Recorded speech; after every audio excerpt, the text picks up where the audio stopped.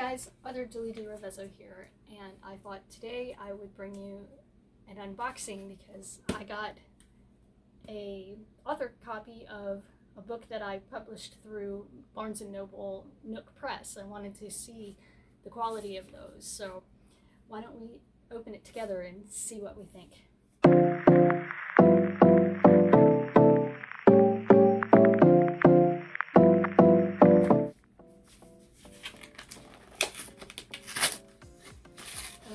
I did the boxing pretty well, but a little hard to get into.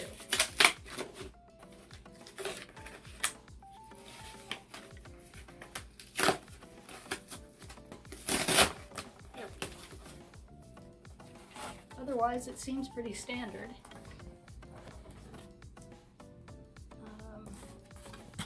Okay, so this is the book itself, and from what I can see so far, it doesn't look like the binding's too much different than the KDP books. Let me zoom in on that binding.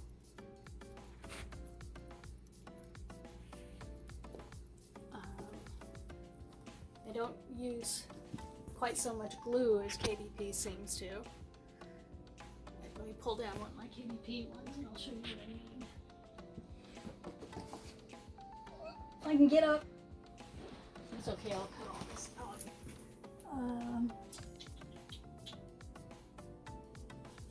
This one.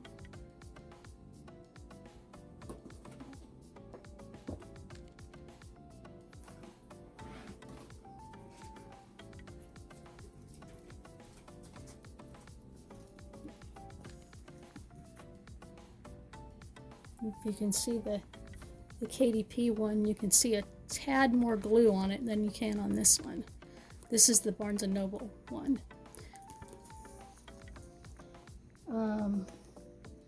Color looks pretty good.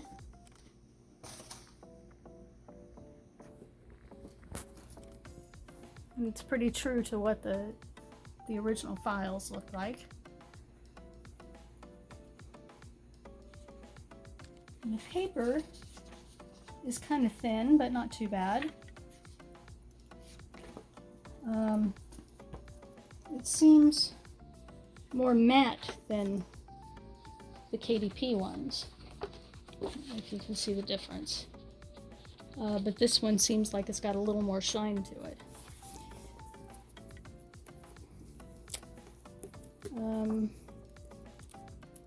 Printing quality seems pretty good.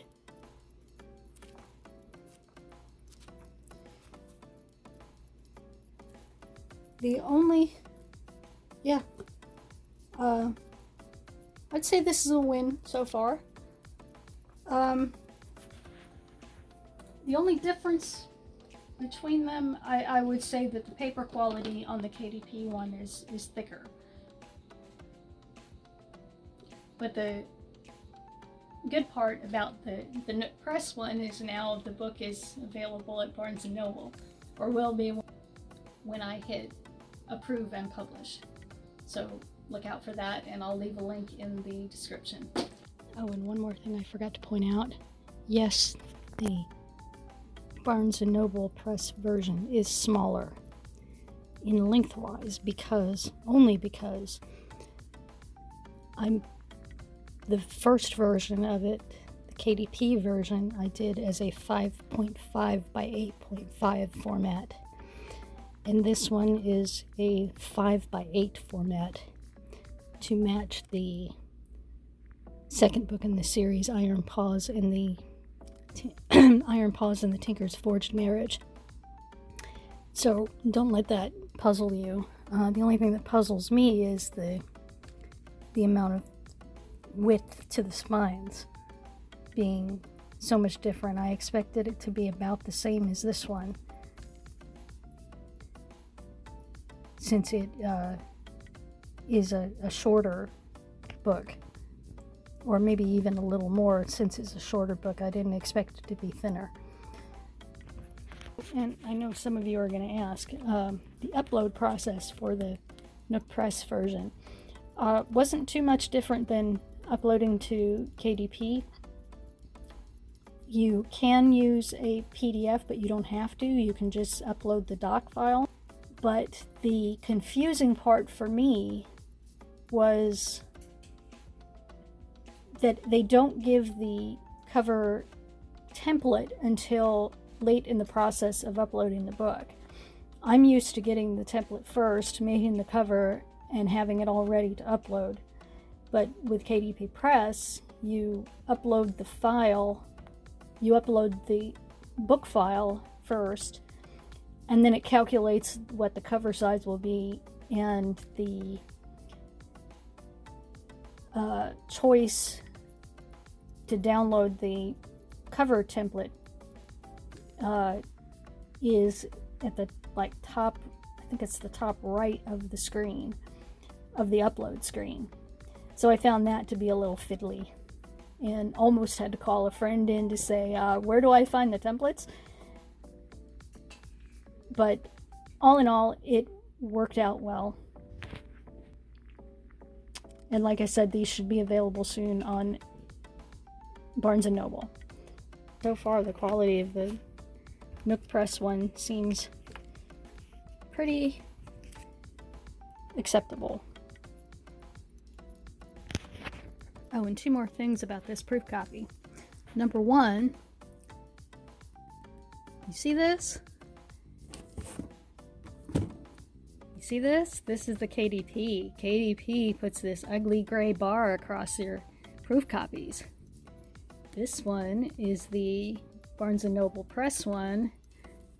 That's the proof copy. You see no watermarks at all. Ooh.